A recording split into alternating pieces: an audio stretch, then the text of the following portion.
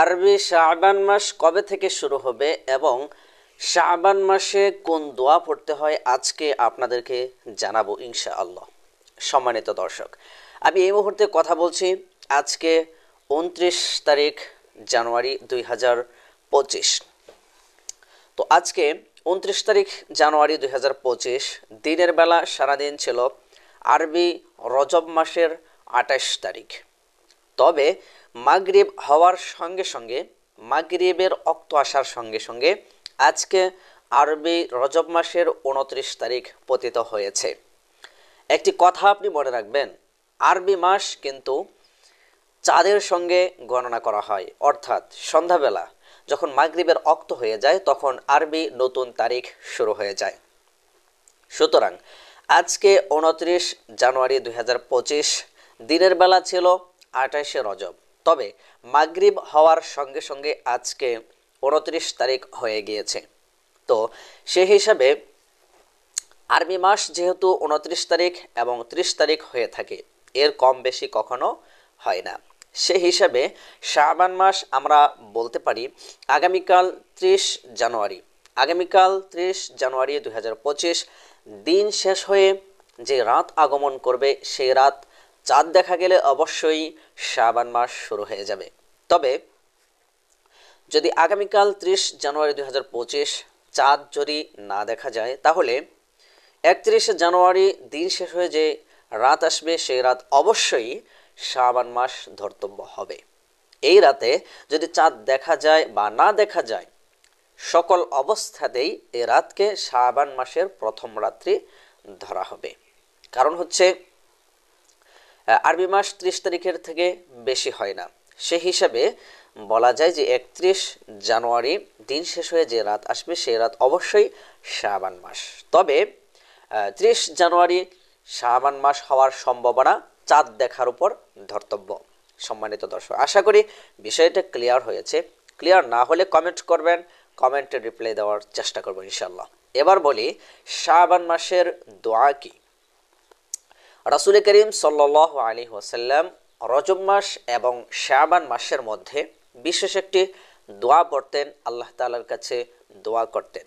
সেই দোয়াটি আমি বলছি, আপনি আরবি না পড়লে আপনি আমার সঙ্গে শেখার জন্য চেষ্টা করবেন, আর যদি শিখে থাকেন তাহলে বেশি বেশি পড়ার জন্য চেষ্টা করবেন। আমি বলতেছি, দোয়াটি হচ্ছে আল্লাহুম্মা বারিক লানা ফি রজব ওয়া শাবান ওয়া বাল্লিগনা রমাদান। আমি আবারও ভেঙে ভেঙে বলছি, আল্লাহুম্মা বারিক লানা ফি রজব ওয়া শাবান ওয়া বাল্লিগনা রমাদান। এই দোয়াটা রাসূল করিম সাল্লাল্লাহু আলাইহি ওয়াসাল্লাম রজব মাস এবং শাবান মাসের মধ্যে বেশি বেশি পড়তেন। তো আপনিও বেশি বেশি পড়বেন ইনশাআল্লাহ। এখান থেকে না শিখে থাকলে আমারটা শুনে শুনে মুখস্থ করে এই দোয়াটা বেশি বেশি পড়বেন। তো আর অর্থ কি? অর্থ হচ্ছে আল্লাহুম্মা বারিক লানা, হে আল্লাহ আমাদেরকে বরকত দান করুন, ফি রজবা ওয়া শাবান, রজব মাস এবং শাবান মাসের মধ্যে, ওবাল্লিগনা রমাদান, এবং আমাদেরকে রমজান মাস পর্যন্ত পৌঁছে দিন। এই দোয়া রাসূল করিম সাল্লাল্লাহু আলাইহি ওয়াসাল্লাম করেছেন। এই দোয়ার মধ্যে বরকতের যে কথা বলা হলো, আল্লাহুম্মা বারিক লানা, হে আল্লাহ আমাদেরকে বরকত দান করুন। এই বরকত এটা হচ্ছে আম তথা ব্যাপক শব্দ, ব্যাপক অর্থবোধক শব্দ। এই বরকতের মধ্যে সকল ধরনের বরকত অন্তর্ভুক্ত। যেমন আল্লাহুম্মা বারিক লানা, হে আল্লাহ আমাদেরকে বরকত দান করুন, এর মানে হচ্ছে হে আল্লাহ আমাদের হায়াতের মধ্যে বরকত দান করুন, আমাদের হায়াতকে রমজান মাস পর্যন্ত বাড়িয়ে দিন, রমজান মাসের ফজিলত যেন আমরা পেতে পারি সেই তৌফিক দেন। বরকতের আরেক অর্থ হচ্ছে হে আল্লাহ আমাদের কামাই রুজির মধ্যে বরকত দান করুন, অর্থাৎ রমজানের মধ্যে যেন আমাদের কামাই রুজির পেছনে আমাদেরকে সময় বেশি ব্যয় করতে না হয়। রমজান আসার আগেই আমরা যেন আমাদের পর্যাপ্ত কামাই রুজি করে নিতে পারি। বরকতের আরেক অর্থ হচ্ছে হে আল্লাহ আমার যত ধরনের ভারী কাজ কাম আছে, ভারী দায়িত্ব, ভারী কাজ যেগুলো আছে সেগুলো যেন রমজান আসার আগেই আমি পূরণ করতে পারি। অর্থাৎ ভারী কাজগুলো করে আমি যেন রমজানের জন্য নিজের সময়টাকে আমি ফারেগ রাখতে পারি, রমজানে ইবাদত করার জন্য যেন নিজেকে উপযুক্ত করতে পারি। তো এরকমভাবে তিনটা বললাম, এরকম যত ধরনের বরকতের বিষয় আছে সকল বরকত এই আল্লাহুম্মা বারিক লানা শব্দের মধ্যে অন্তর্ভুক্ত। সুতরাং আমরা আল্লাহ তাআলার কাছে এই দোয়াটা করব।